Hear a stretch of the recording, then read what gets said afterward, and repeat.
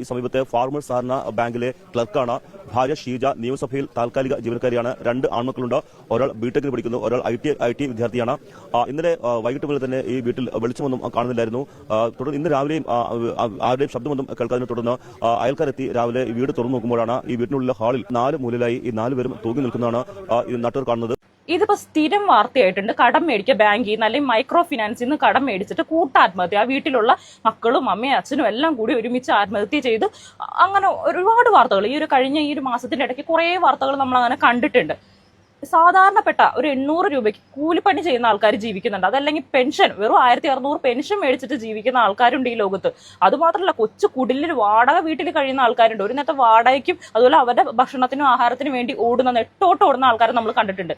അതിന്റെ ഇടയിലാണ് ഇത്രയും കുന്തളിപ്പ്. ബാങ്കിലും ജോലിയുണ്ട്, അതുപോലെ തന്നെ ആ സ്ത്രീക്കും ജോലിയുണ്ട്. 2 ആൺമക്കൾ 24, 22 വയസ്സുള്ള ആൺമക്കൾ പഠിച്ച് ഇറങ്ങിയിട്ടുണ്ട്. അവർക്കും ജോലി എന്തായാലും അന്വേഷിച്ചാൽ കിട്ടും, അല്ലെങ്കിൽ എന്തെങ്കിലും ഒരു കൂലിപ്പണി ആയാലും ചെയ്യാം. എല്ലാവർക്കും മറ്റുള്ളവരെ പോലെ ജീവിക്കണം. ഇവനൊരു 3000 സ്ക്വയർ ഫീറ്റിന്റെ വീട് വെച്ചാൽ മറ്റവൻ 5000 സ്ക്വയർ ഫീറ്റിന്റെ വീട് വെക്കണം. അതായത് മറ്റുള്ളവരെ നമ്മൾ കാണിക്കാൻ വേണ്ടി ജീവിച്ചു കഴിഞ്ഞാൽ, അവരെ കാണിക്കാൻ, ലോകത്തെ മൊത്തം കാണിക്കാൻ വേണ്ടി കടം മേടിച്ച് ജീവിക്കുന്ന പല ആൾക്കാർക്കും ഇതൊരു പാടാവണം.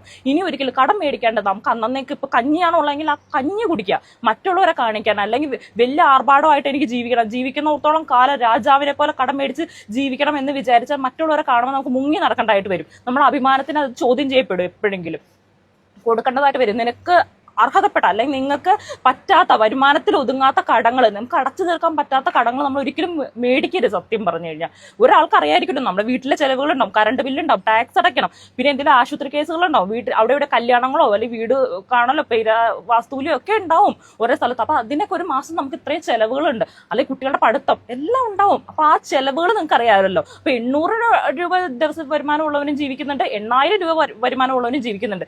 നമ്മുടെ കൊക്കിലൊതുങ്ങാത്ത സാധനങ്ങളെല്ലാം, അതായത് വീട്ടിൽ ആളുണ്ടാവത്തില്ല, വിദേശത്തൊക്കെ ആയിരിക്കും. അവര് എല്ലാ മുറിയിലും AC മേടിച്ച് വെച്ചിട്ട് അവര് പോയി വിദേശത്ത് കിടക്കുക. എന്നിട്ട് ഇതൊക്കെ അടയ്ക്കാൻ വേണ്ടി, ഇതിന്റെ EMI, ബാങ്കിലെ ലോൺ, കാറിന്റെ ലോൺ എല്ലാം അടയ്ക്കാൻ വേണ്ടി ഇവര് ജീവിതകാലം മൊത്തം ഓടി തീർക്കുവാണ്. അതിന്റെ അടുത്ത് കല്യാണം കഴിക്കും, കുട്ടികളുണ്ടാവും. അപ്പൊ ഇതിന്റെയൊക്കെ ബാധ്യതകൾ വീണ്ടും ഇവന്റെ തലയിൽ. എപ്പോഴാണ് നിങ്ങൾ ജീവിക്കുക? കടം മേടിക്കേണ്ട അവനവനുള്ളത് കൊണ്ട് ജീവിക്കാൻ പഠിക്കുക ആദ്യം തന്നെ. അപ്പൊ ഇങ്ങനെയുള്ള ന്യൂസുകൾ കുറയും. ഇല്ലാണ്ടാവുന്നൊന്നും ഞാൻ പറയുന്നില്ല, കുറയും. അതുകൊണ്ട് എനിക്ക് സത്യം പറഞ്ഞാൽ നിങ്ങൾക്ക് എന്താണ് തോന്നിയെന്നൊന്ന് പറയണം കേട്ടോ. എനിക്കത് കുന്തളിപ്പായിട്ടാണ് തോന്നിയത്. നല്ല ആരോഗ്യമുള്ള ആൾക്കാരാണ്. പണിക്ക് പോയാൽ തീരാത്ത കടങ്ങളൊക്കെ ഉള്ളൂ. പണിക്ക് പോയാൽ തീരാൻ പറ്റാത്ത കടങ്ങളൊന്നുമില്ല. നമ്മുടെ ആവശ്യമില്ലാത്ത കാര്യങ്ങൾ, അതായത് ഇപ്പൊ വലിയ കടം ഉണ്ടെങ്കിൽ, വീടോ വസ്തു ഉണ്ടെങ്കിൽ നമ്മളത് വിൽക്കുക. സ്വർണ്ണം ഉണ്ടെങ്കിൽ അതാണ് കെട്ടിപ്പിടിച്ചോണ്ട് അയ്യോ എനിക്ക് സ്വർണ്ണം മരിക്കുമ്പോൾ കൊണ്ടുപോകാനാണേ എന്ന് പറഞ്ഞുകൊണ്ടിരിക്കേണ്ട, അതാണ് വിൽക്കുക.